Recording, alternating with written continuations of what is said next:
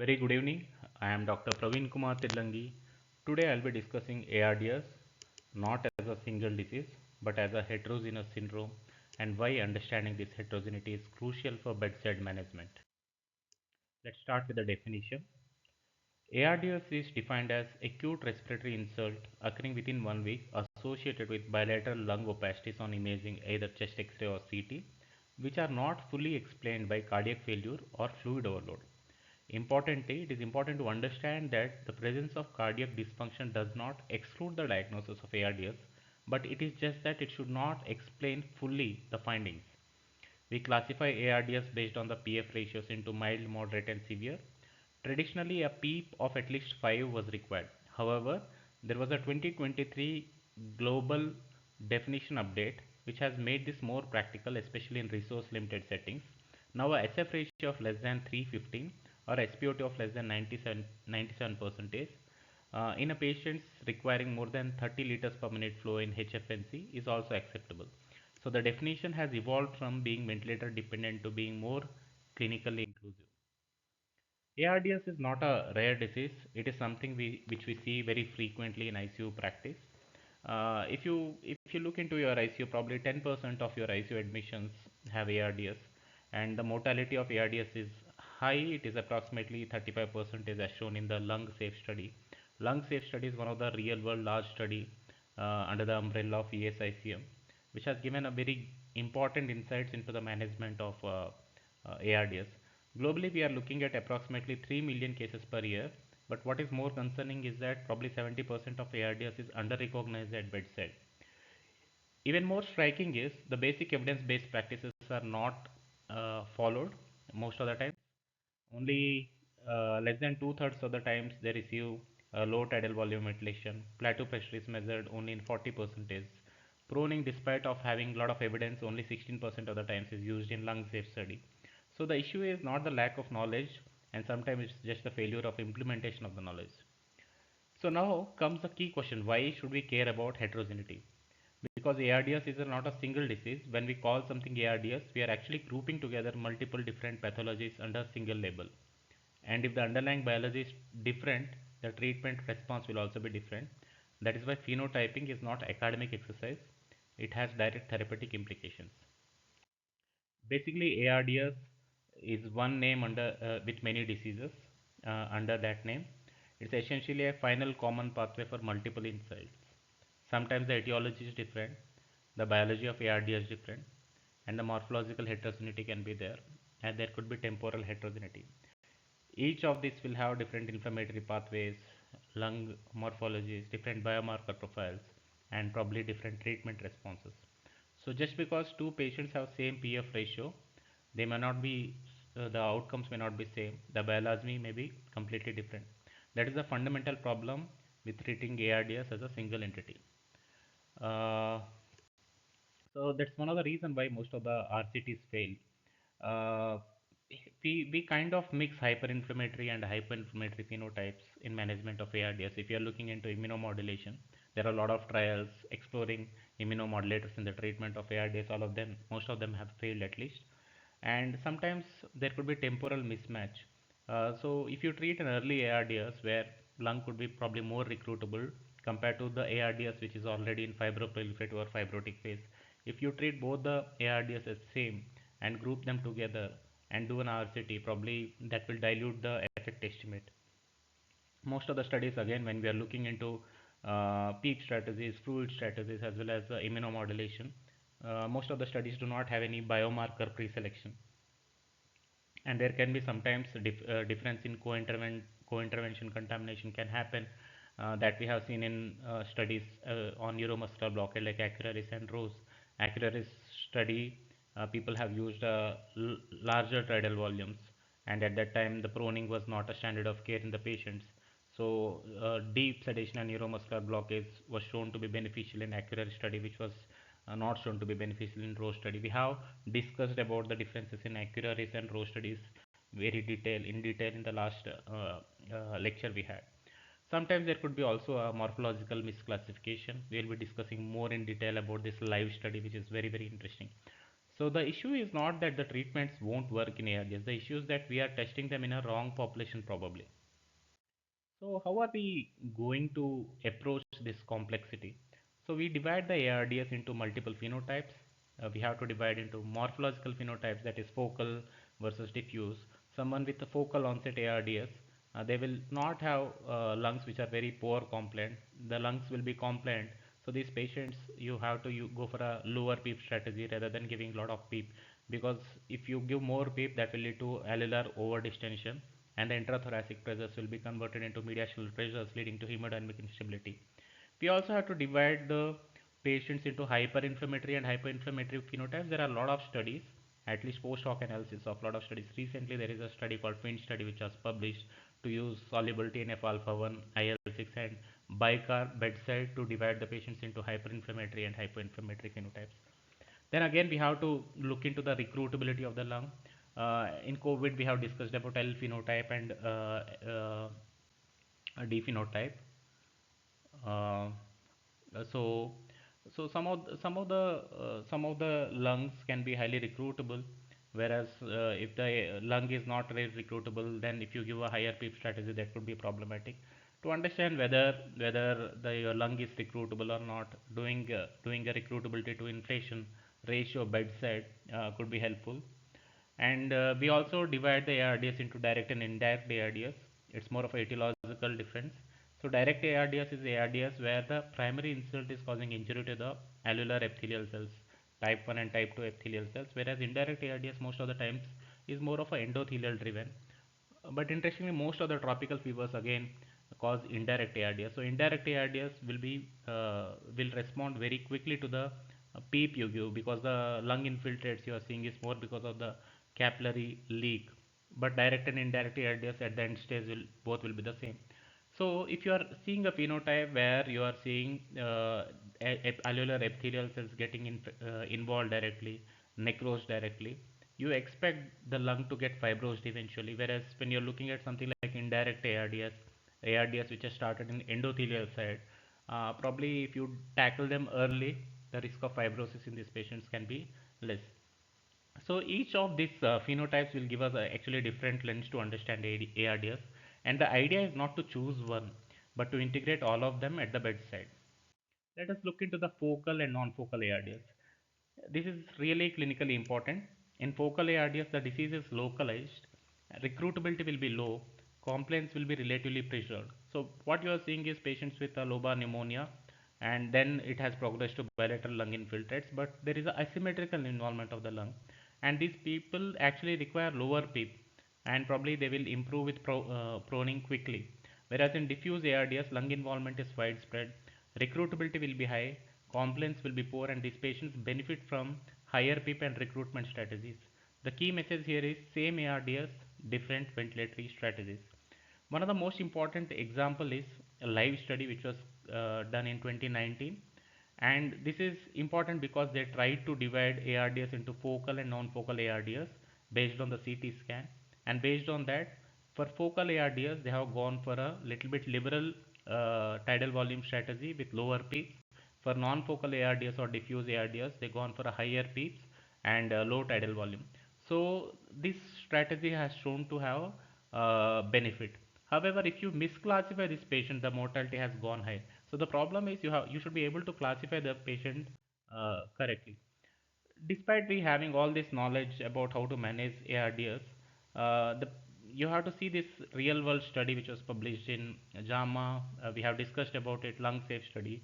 You can see that plateau pressure is only measured in 60% of the patients. ARDS is not recognized in significant people. Low tidal volume is not used in one third. Proning is very underused. So the gap between the evidence and practice is alarmingly wide. That's because we keep quoting the studies bedside, but it is very important to see that the standard of care is uniform across. Let us look into biological phenotypes.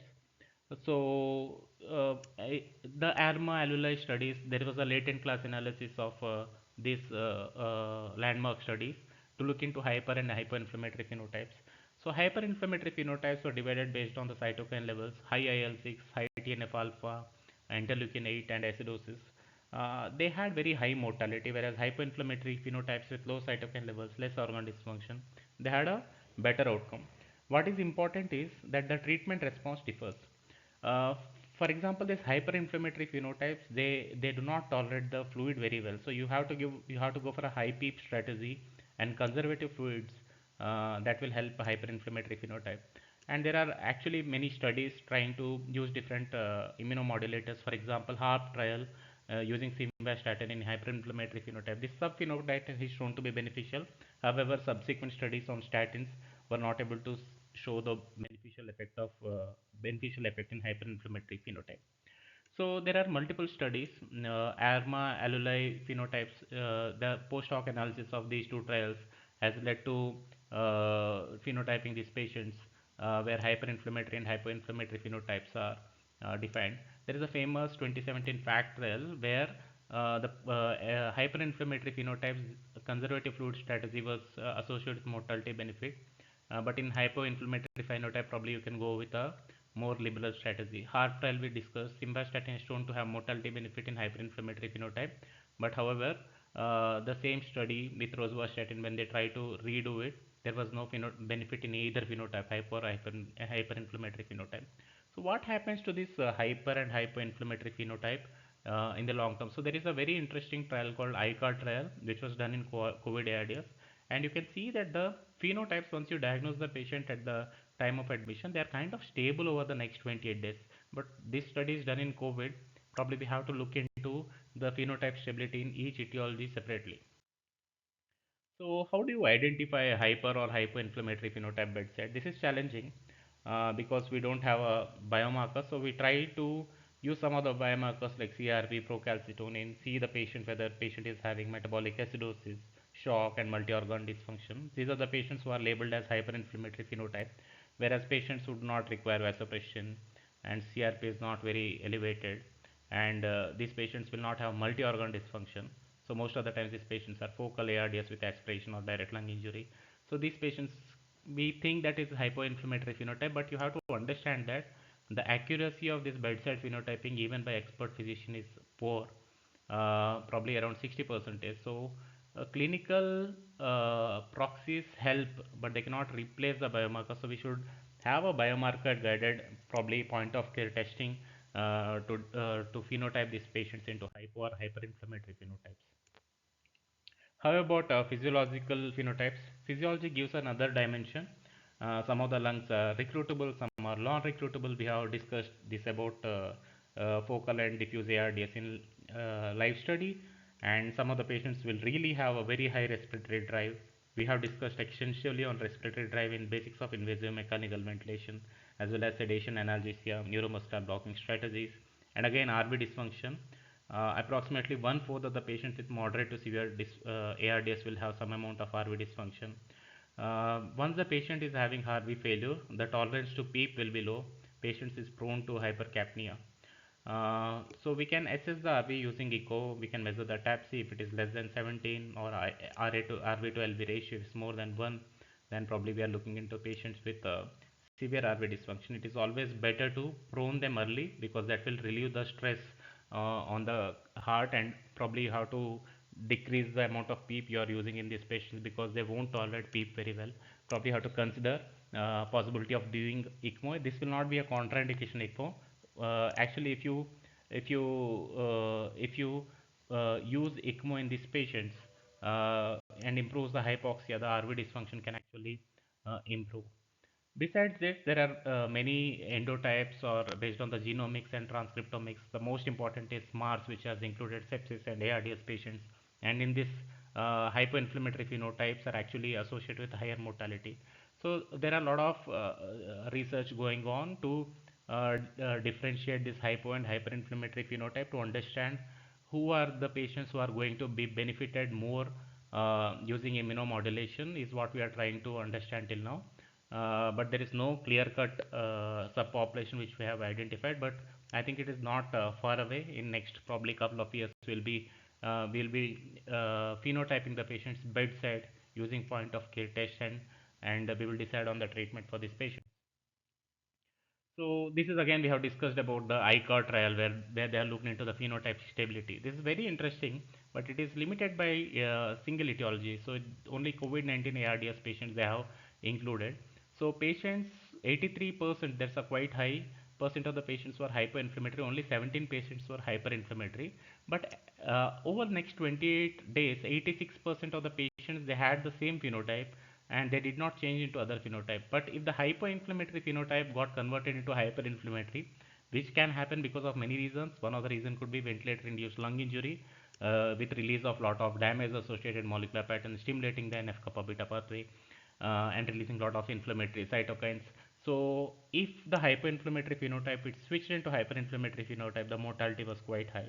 So this is interesting, but I think it is very important to look into separate etiologies, especially in tropical fevers, to understand that which population of the patients are going to uh, uh, get help by giving immunosuppression. So basically, we till now discussed about the focal, non-focal ARDS and hyperinflammatory and hypoinflammatory ARDS. And in hyperinflammatory ARDS, you want to go for a conservative fluid strategy, whereas hypoinflammatory phenotype, even liberal fluid strategy will be okay. And in focal ARDS, you want to use a lower PEEP strategy, whereas non-focal and diffuse ARDS, you can increase the PEEP. In focal ARDS patients, you have to, if the patient's PF ratio is low, it's better to prone the patients early rather than waiting. So let us look into the respiratory mechanics to understand ventilator-induced lung injury. So so this is the baby lung concept which is given by 1987 by Gatnoni. This is very classic that we in ARDS patients the lung most of the lungs are collapsed and only 20 to 30% of the lung is aerated. So if you give a normal tidal volume, it is actually going into very small lung causing over distension and injury. That's why low tidal volume ventilation works. This is the concept of baby lung. So basically, what we understood is you are trying to ventilate the lung, which is very small in the volume because the other part of lung has a hyaline membrane and it is collapsed. So next we went into understanding what are the mechanisms of lung injury.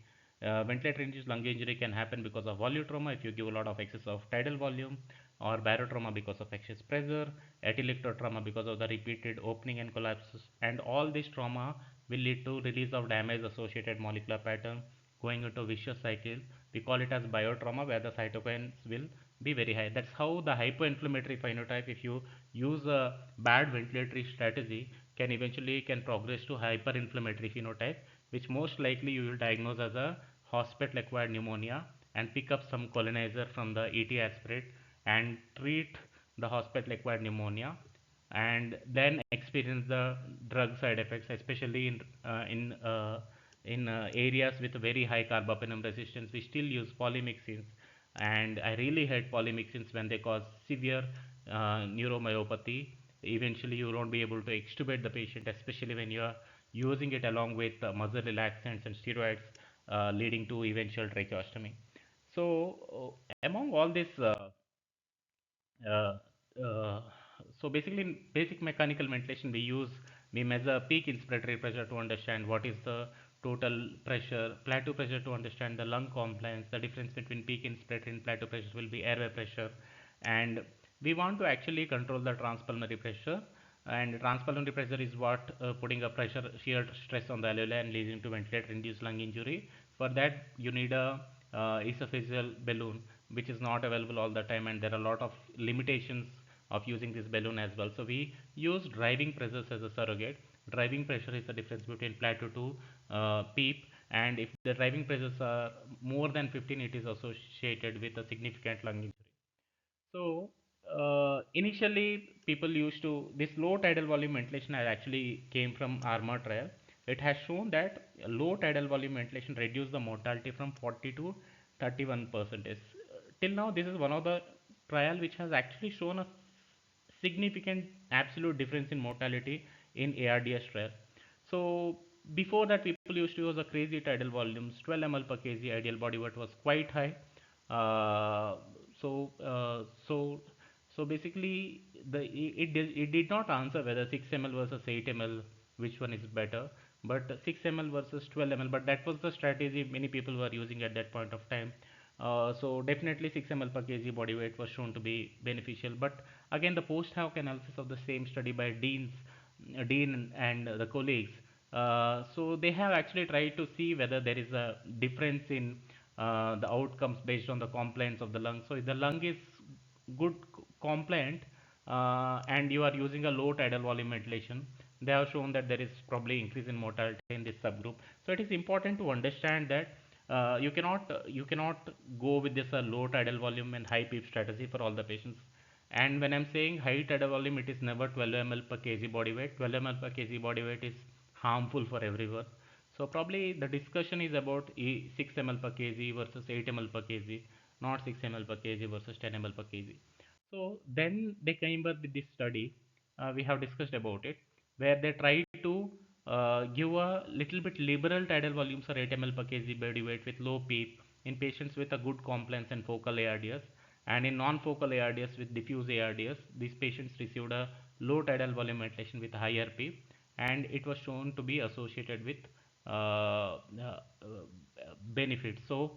Uh, so if you have classified them properly, that was associated with benefit. But if there is a misclassification, 40% of the focal patients were misclassified as non-focal, received high PEEP, and the mortality of them has actually doubled.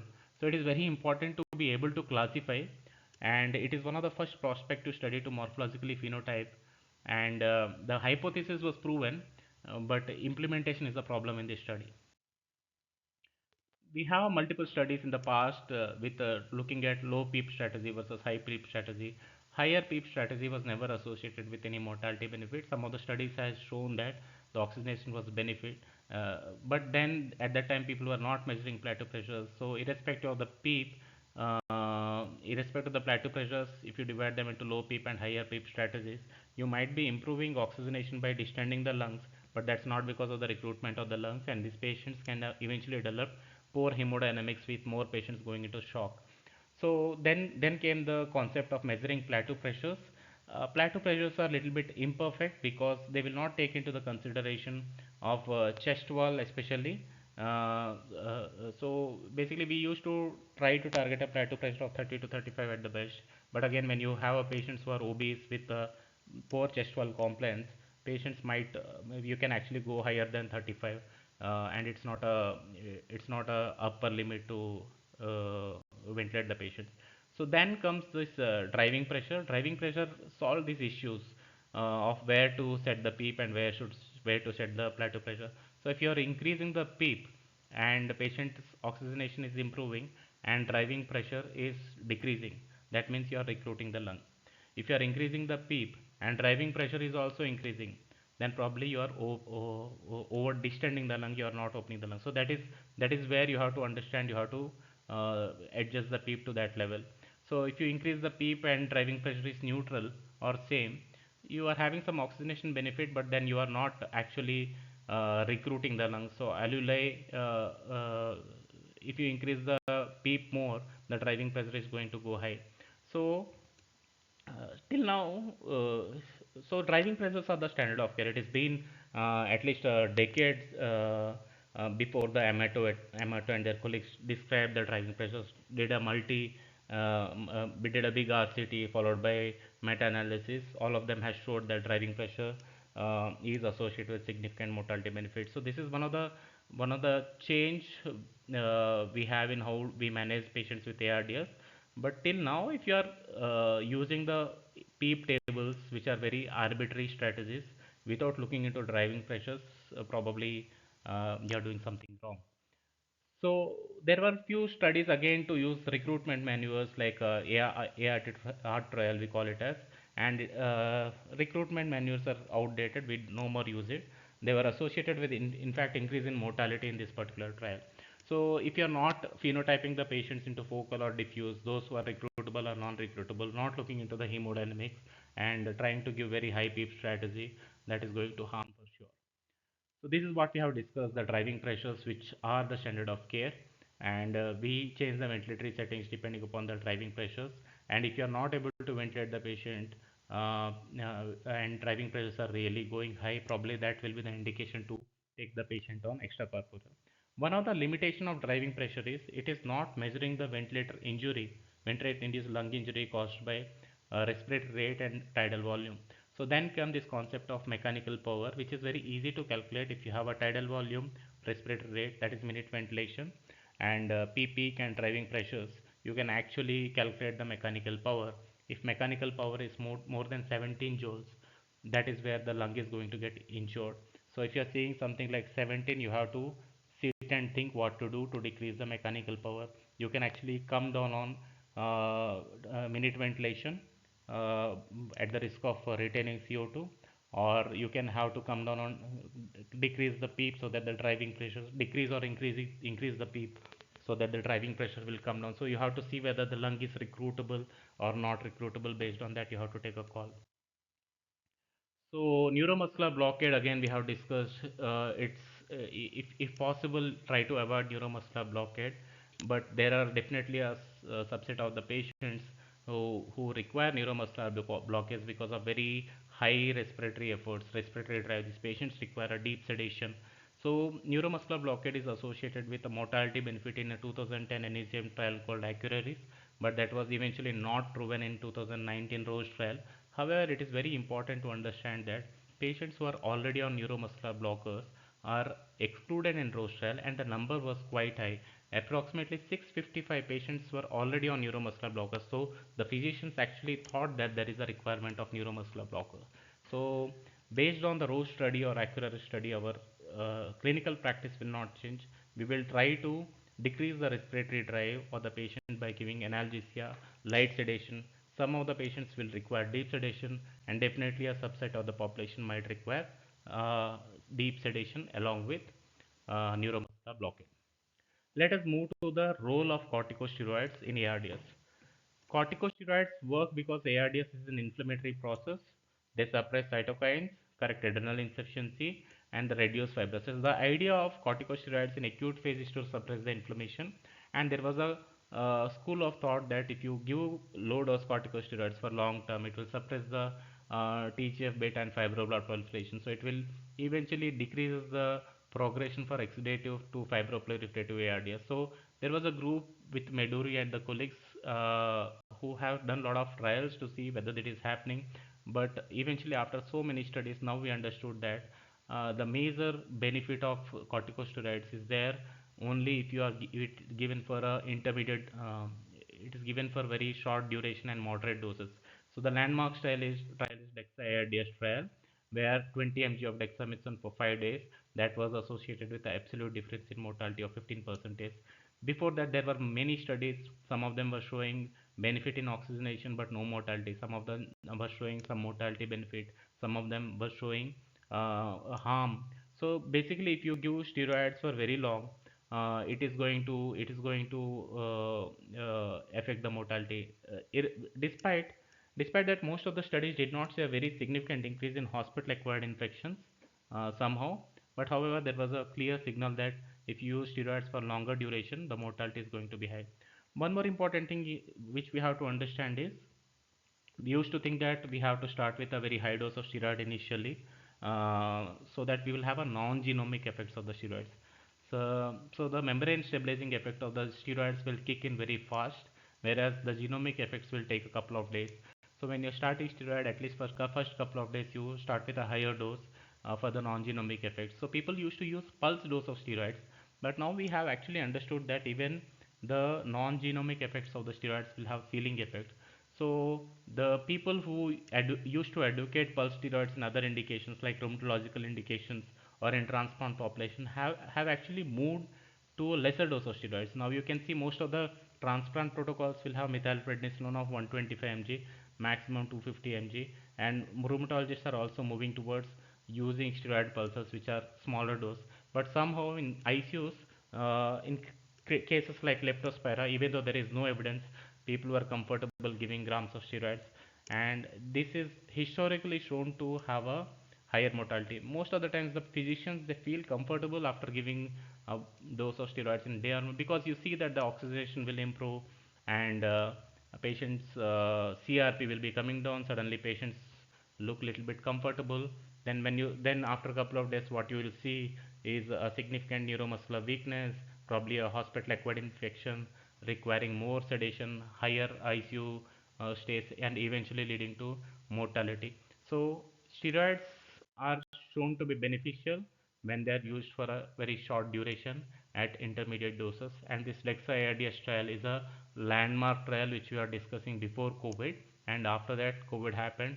Even in COVID, a short dose of steroids of dexamethasone of 6 mg for a week is associated with mortality benefit. And there are new trials in severe community acquired pneumonia where patients were defined into severe community acquired pneumonia. So in this again you can see that there is definitely numerical benefit. Cape Cod trial actually has shown significant mortality benefit, whereas Escape trial failed to show the mortality benefit. However, you have to see that there is some difference if you have a subset of patients with PF ratios of less than 300, which we classify as ARDS. Those patients are definitely shown to be benefiting from steroids. Again, the subgroup analysis of steroids in sepsis, where we have looked into the subgroup of patients uh, with subgroup with severe community acquired anemia definitely have shown to have a benefit. So basically, it's not like steroids are going to change the path, because the mortality in critical illness will depend on a lot of factors. Steroids will definitely lead to a clinical improvement, improvement in the ventilation of the patient and oxygenation of the patient. However, about statins, there was a lot of interest after HARP trial where a subset with hyperinflammatory phenotype in post hoc analysis is shown to have mortality benefit with the use of simvastatin, but that was followed by a study called SAIL study, which failed to show any benefit. Again, it is very important to understand that what is the biological possibility, what is the acuteness of the disease, and how statins are going to be helpful in these patients. So, in every patient, we have to confirm ARDS. Then we should try to bedside at least to understand whether it is focal ARDS or diffuse ARDS, or try to understand whether it is a hyperinflammatory ARDS or hypoinflammatory ARDS. Always use lung protective strategy. Target the driving pressures. Try to prevent self-inflicted lung injury in using deep sedation in the patients who require, and try to use mild to moderate sedation in most of the patients. Severe ARDS with PF ratios of less than 15 prone these patients. If it is looking like a hyperinflammatory phenotype, use steroids. So ARDS is not a disease. Heterogeneity is the central challenge, and driving pressure is the most important ventilator target. Phenotyping, both morphological and biological, is the future, and a lot of research has to be done in this area. And a wrong phenotype can actually harm the patient. So that's what we have seen in the live study. So before we treat ARDS, we must first understand what type of ARDS are we dealing with. Thank you very much.